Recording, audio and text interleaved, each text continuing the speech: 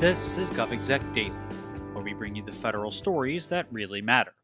It's October 19th, 2021. I'm Ross John Fortinet. Government performance is ethereal in some ways, but improving it can have very real consequences to those who deal with agencies firsthand. In the case of the Veterans Benefits Administration, military veterans who depend on the agency know that increased performance means their interactions with VA will get better. The VBA disperses over $100 million in annual benefits to veterans, but its performance has often spurred complaints from those same veterans. Long wait times and errors have plagued the agency's reputation, as they did to the Veterans Affairs Administration broadly.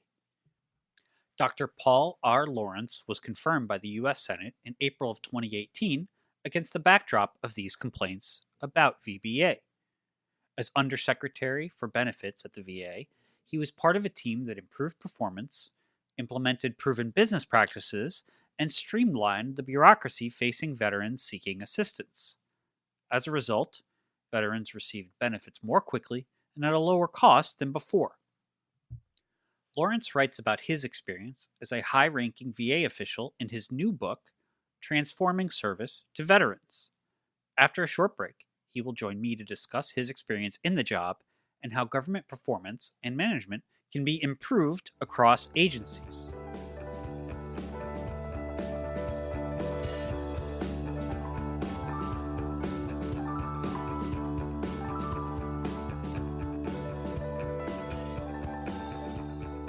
For federal agencies, the cloud is more important than ever when it comes to meeting the mission, and so is cloud security. AWS and Fortinet provide agencies with the tools they need to protect business workloads, both across on-premises data centers and cloud environments, providing consistent, multi-layered security for applications on-premise and in the cloud.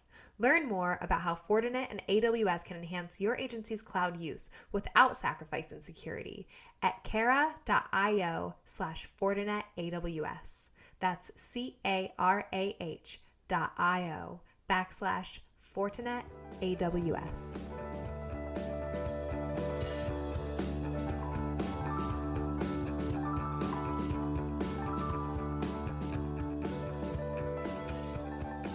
Government agencies and offices can sometimes seem opaque or theoretical, but if you talk to any military veteran, the Veterans Benefits Administration is very real, and the services it provides are quite important. Our guest today was an official at VBA and has a new book about his time at the agency.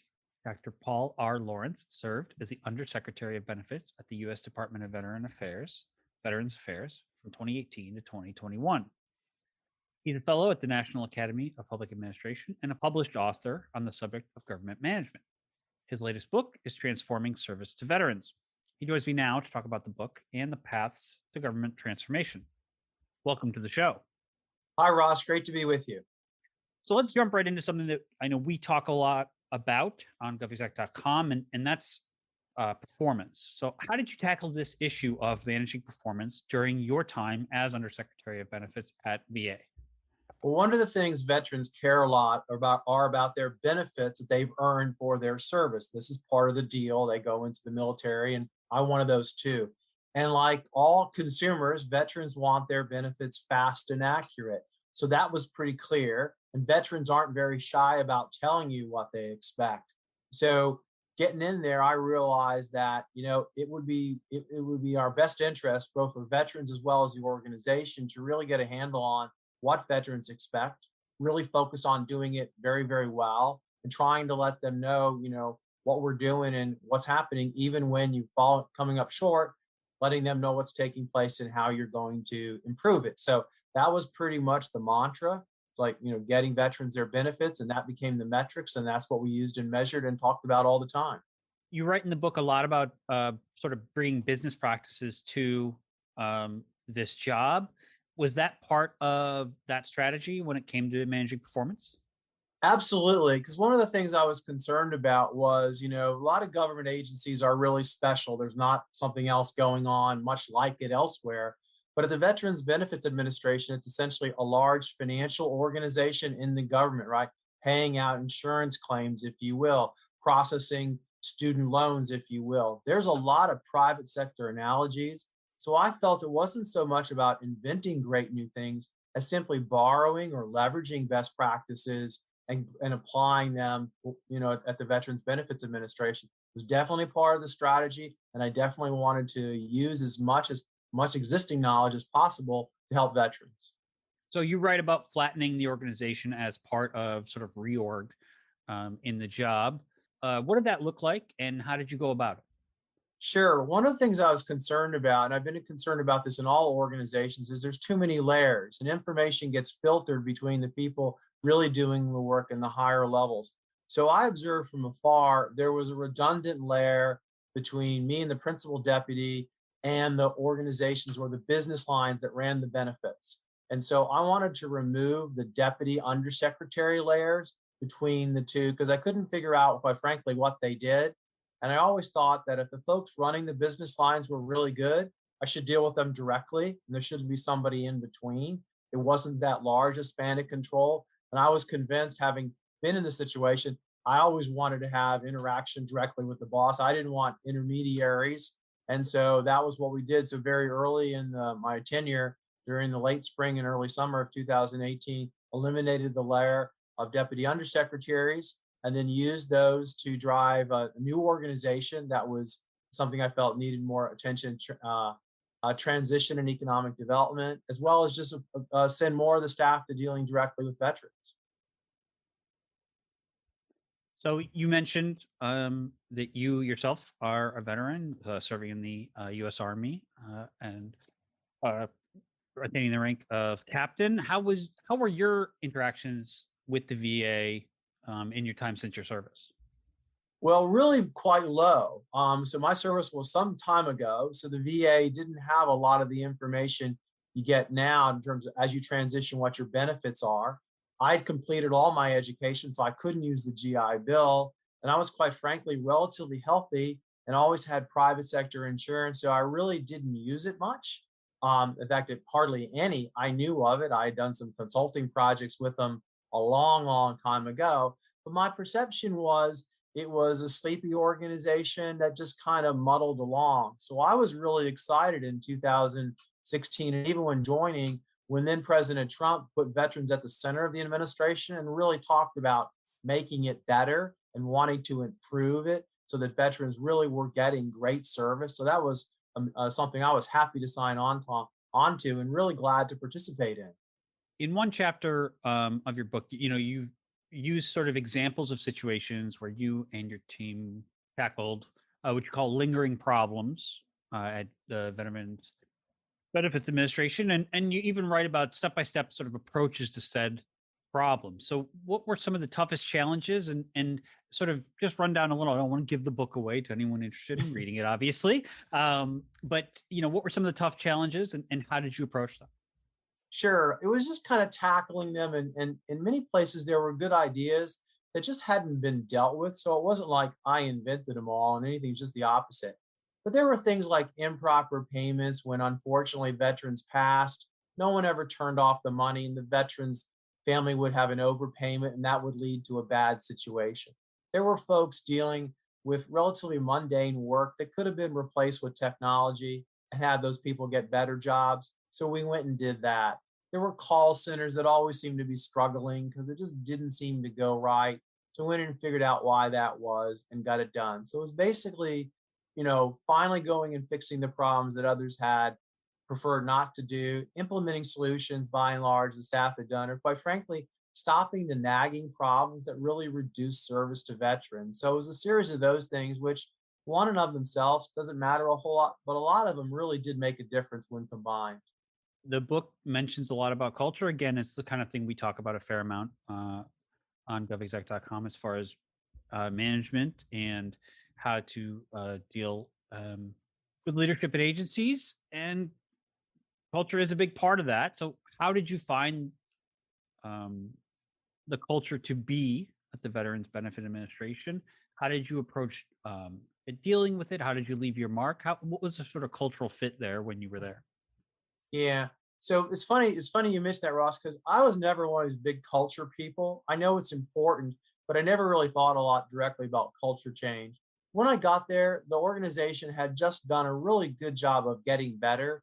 In the 2013 period, and then there had been a lot of challenges getting claims processed, and they had done a really good job of improving. What I was really worried about was what I call a level of comfort. Hey, we've done really well. Everything's pretty good. And that was something I noticed. People were generally very comfortable.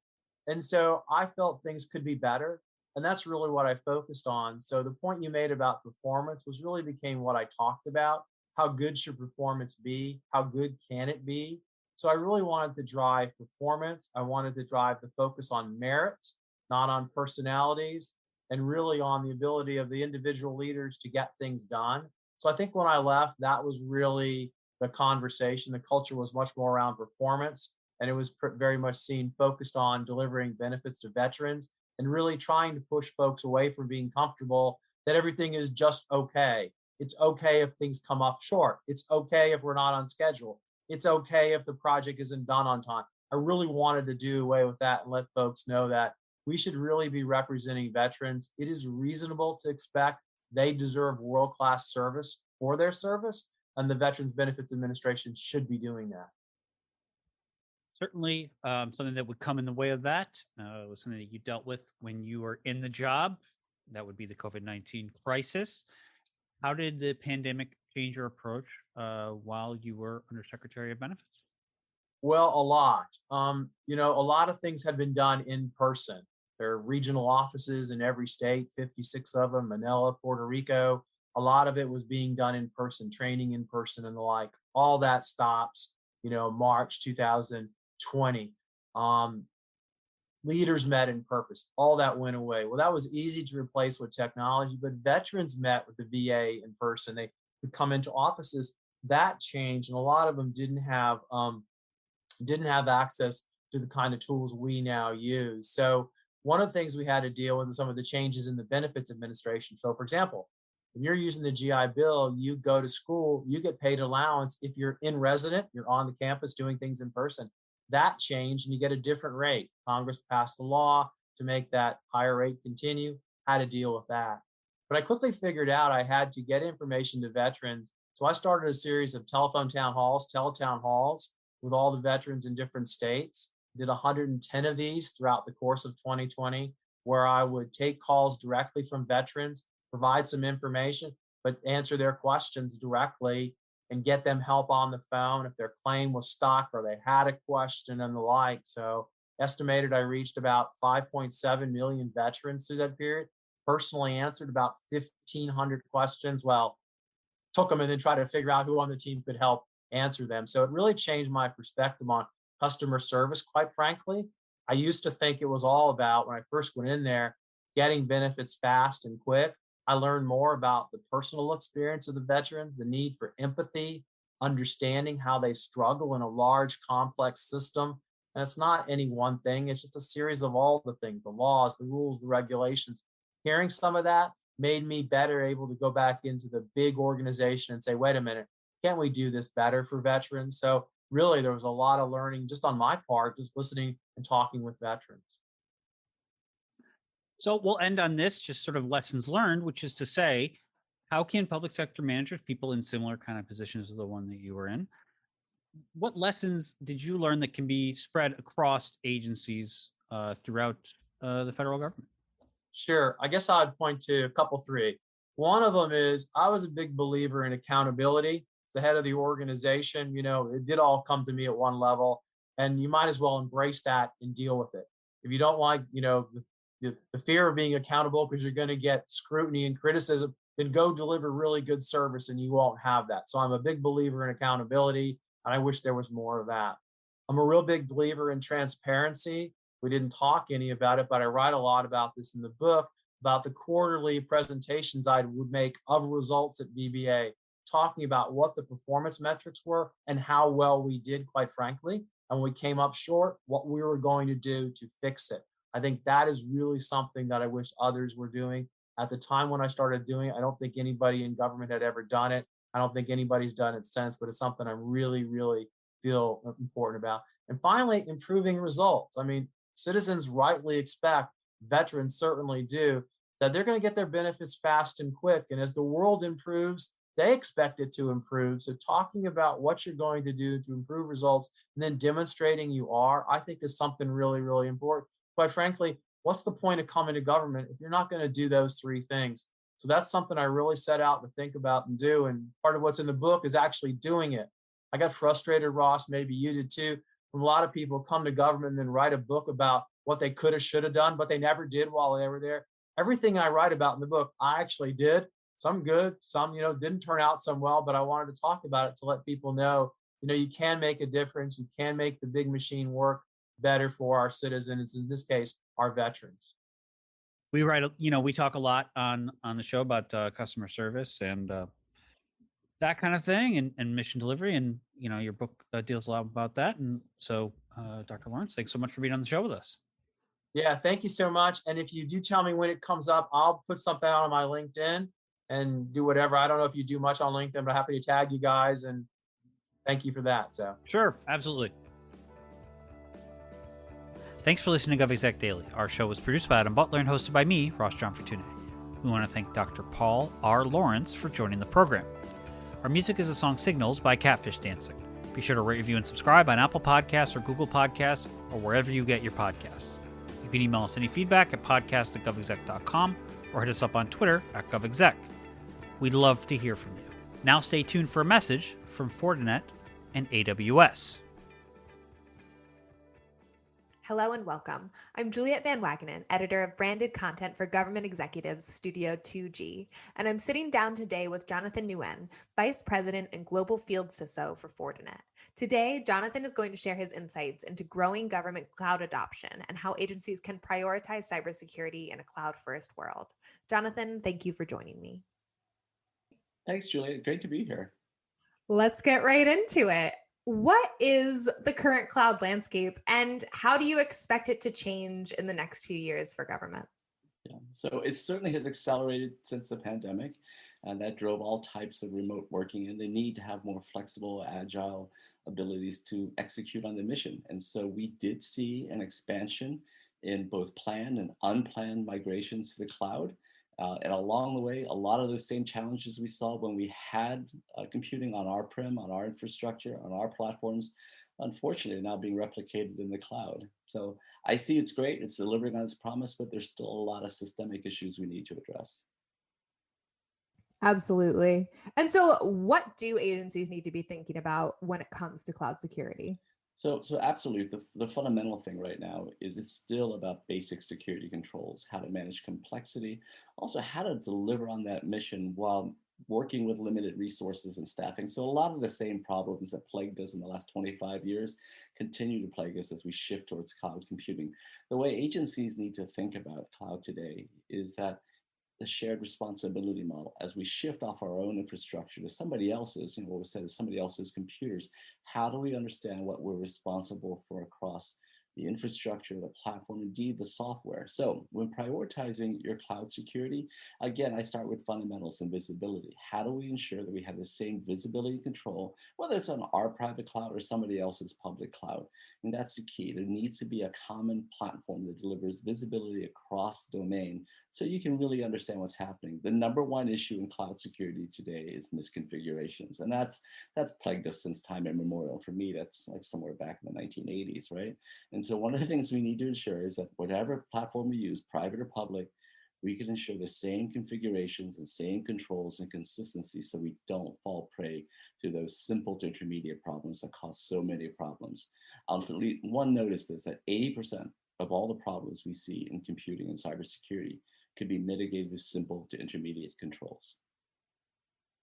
Fascinating. And so tell us a little bit about how the Fortinet and AWS partnership is uniquely positioned to serve the federal space and ensure cloud security and address some of those systemic issues you mentioned. So the way you look at AWS and Fortinet is the best of both worlds to help, public sector organizations of all sizes, small, medium, large, state, local, and federal. The idea is that AWS brings a tier one, best-in-class cloud security platform with almost an embarrassment of riches and tools. So many tool sets that it's wonderful. We finally have more tools than we know what to do with.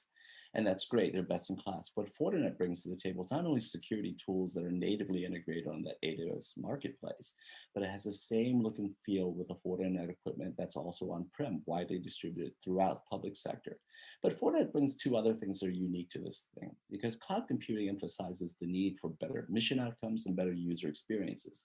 And all of that is only delivered if you have really great networking, which is now SD-WAN, because we're no longer hub and spokes. There are no hubs. It's everything is going out to cloud resources. Second is AI-enabled security.